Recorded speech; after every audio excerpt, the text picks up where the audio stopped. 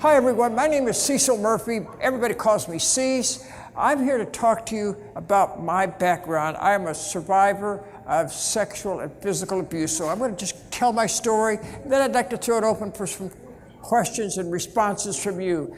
I'm the fifth of 7 children. My father was what I call a functional alcoholic.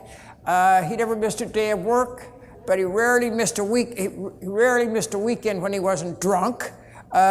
And if you don't think much about abuse and physical abuse in families, you know, 1 or 2 children usually get it. Well, guess who? I and one of my sisters, I have a sister who's slightly retarded, and the 2 of us got it the most. So that was one side of it. The reason I mention him is because my father was an alcoholic. My 3 brothers died of the disease. My grandfather was an alcoholic, so I don't know, something was wrong with me. My 3 sisters were not alcoholics. They married alcoholics, so it's all stayed kind of in the family, I guess. And we had no Christian background. I didn't become a Christian until I was 21, 22 years old. But I mentioned that because my father used to beat me regularly. And one of the effects was that he would beat me till I'd cry. And I got so determined, I said to myself, he will never see me cry again. I'm 11 years old. I was 11 years old when I made that determination. And so he'd beat me and beat me. And after a while, you know, some of you may know what I'm talking about. You just don't feel it. And the reason I tell this is because I never cried for the next 40 years. I was 51 years old before I really cried again. Now, that's one side. The other side is sexual abuse. Female relatives started sexually abusing me when I was quite young. I don't know when it started. All I know is by 2 or 3, she was abusing me, fondling, all that, and it didn't stop, really, until I was 15 years old. Whenever she'd come around me, she'd hug me, and she'd throw her whole body into mine, something a teenager shouldn't have to put up with. And then she'd tell me explicitly sexual jokes and laugh at them as though she didn't understand them. And you know what? I don't remember much about my childhood. I didn't for many years, but I remembered those jokes. Then when I was maybe somewhere between 5 and 7, my dad had been sick for quite a while, out of work and so on, and we rented a room to a man on Social Security, apparently, and obviously he was a pedophile, and he sexually abused my sister, the one who also got beaten, the slightly retarded one, and me. My sister told, and I didn't, and I have no idea why I didn't tell. I don't know. I can't even give you an answer for that, but my sister told. My dad was so angry, he threw the man and his belongings out on the sidewalk. And that was the end of that, but the abuse had taken place. Now, we deal with sexual abuse in all kinds of ways, physical abuse, you know, abuse is abuse. In my case, it was amnesia, which is a form of denial. Until I was 51 years old, I didn't remember them. I would have strange kinds of feelings. Once in a while, I would remember that when I was 11 years old, I thought about killing myself. Even had a knife, was going to do it, but I didn't have the courage to stab myself. And then I wondered, what was wrong with me? Why would I even want to think that way? Because I thought I had a conventional, happy childhood.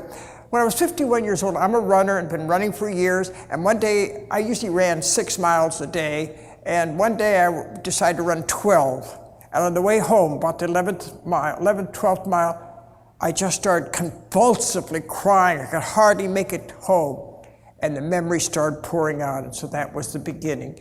2 wonderful things happened. My wife and my best friend. I called my best friend. He came over. He just held me and hugged me and let me cry. And I don't know how long I cried, but quite a while. And finally he said, "Are you okay?" And I said, "Yeah." And he said, "You want to talk?" And I said, "I can't." He said, "Okay. Do you want me to leave?" And I said, "Yeah." And so he left. But I knew I could call him at any time. And when my wife worked, when she got home, I told her, and she gave me the perfect answer. She said, "I don't understand this." And I knew she couldn't. My wife was what I call a cradle Christian. She doesn't know what it's like not to be a believer.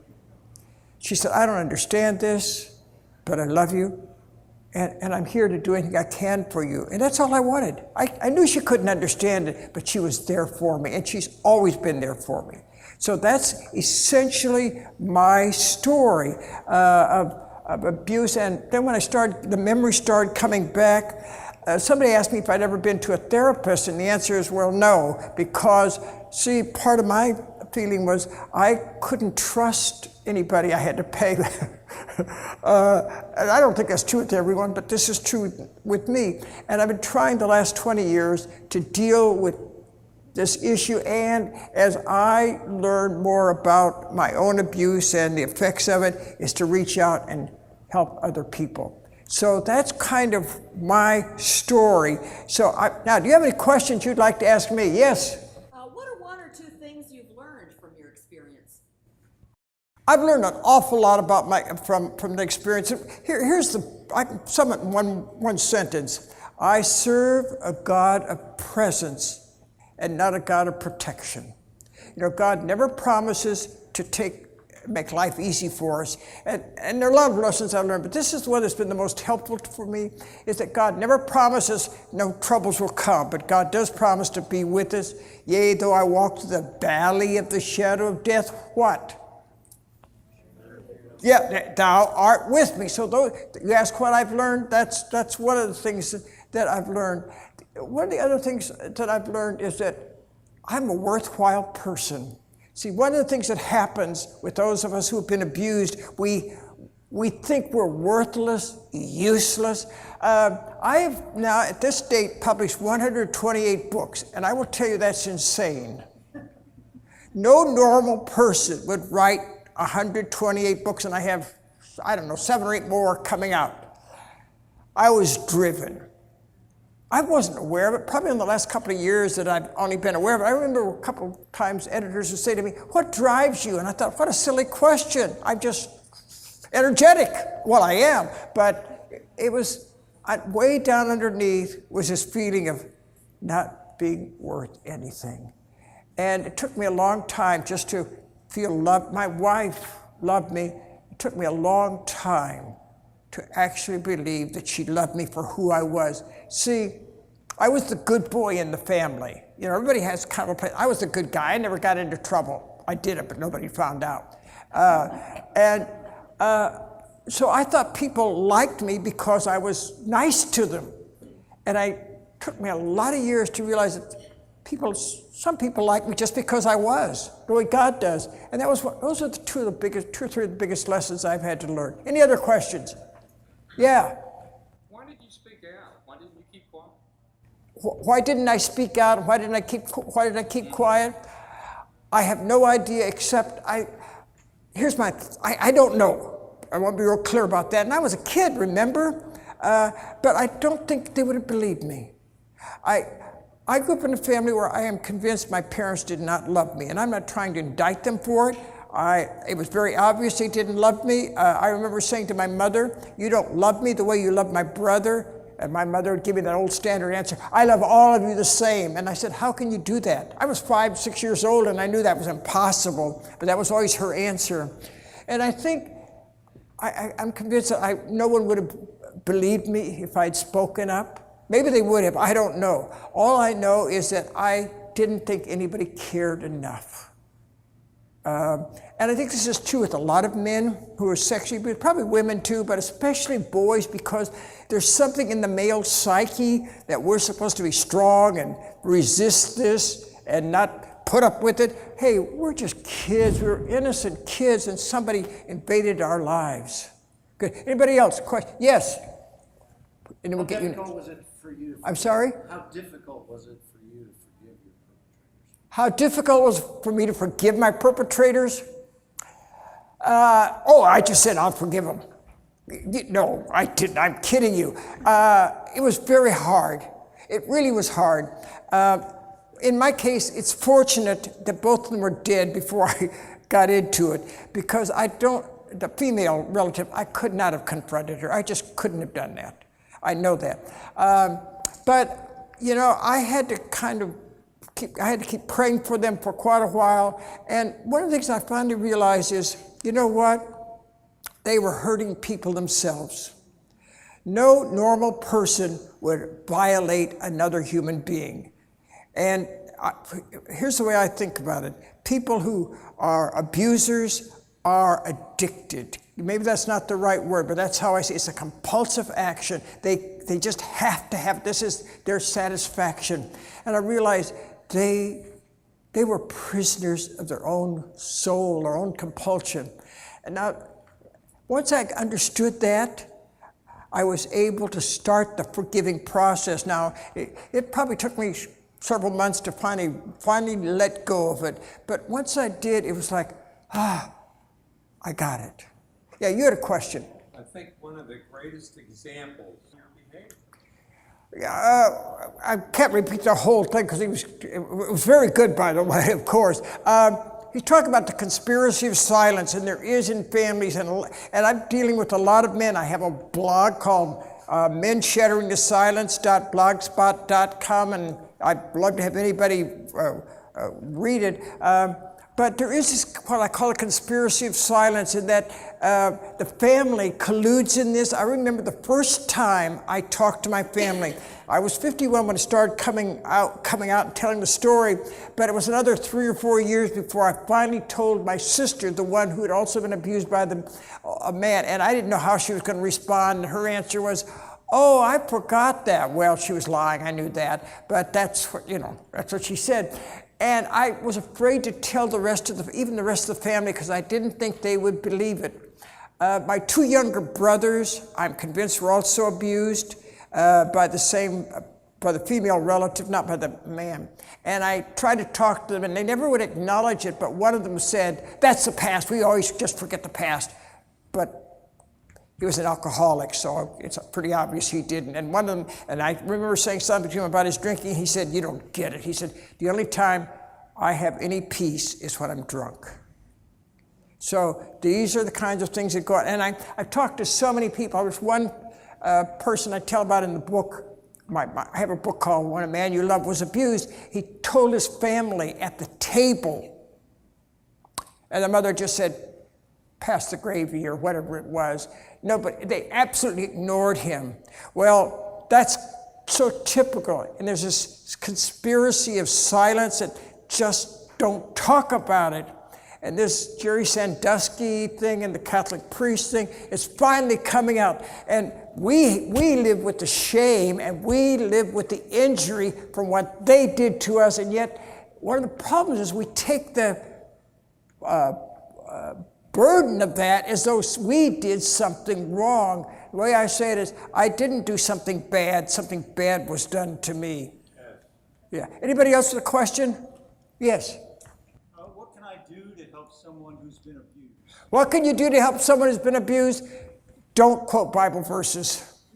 Not that I'm against Bible verses, because I really believe in the Bible, but too many people quote Bible verses because of their discomfort. Here's what I'm learning to say to people. Unless you've experienced it, don't quote it. Unless it becomes real to you, you're just giving me empty words. But what I think you can do is to be there, to let them know you care, and most of all, just to listen. Just to listen.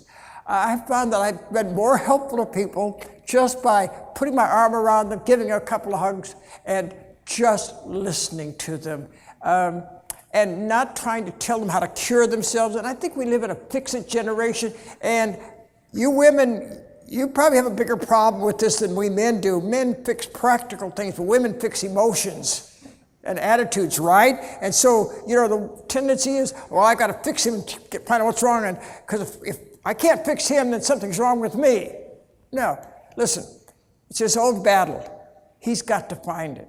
And so a couple of things I would say is, be there for this person, let them know you care, and shut your mouth so you don't talk to your friends.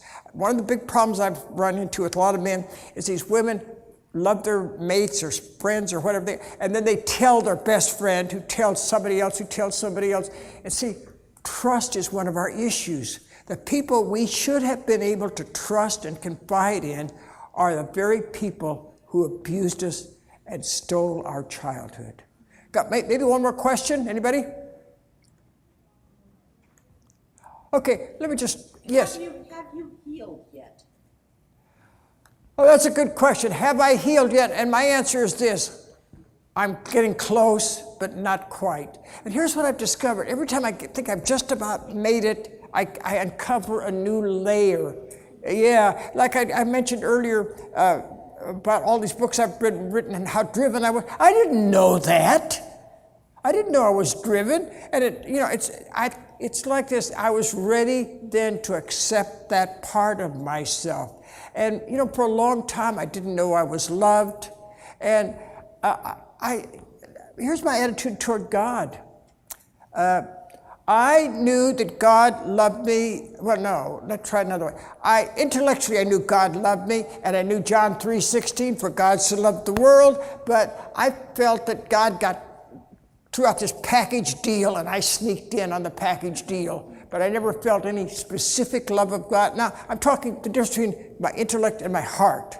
In my heart, I did not feel loved by God for a long time. I can say that's not true now. Now I truly know God loves me. And so I'm getting closer and closer to healing. And here's the other thing I've learned. We quote Romans 8:28 a lot. We know that all things work together for good to those who love God. And it goes on to say to be conformed to the image of His Son.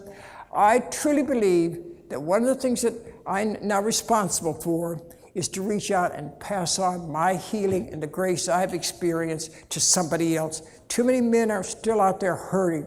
And when I'm giving talks like this, it's amazing the men that will come to me and say to me, I was a victim. I went to several day Iron Sharpens Irons conferences, and not a lot of men have come to my breakout sessions, but invariably I will have men talk to me afterwards and say, well, I probably should have been there. And as soon as they say that, I know where they're going.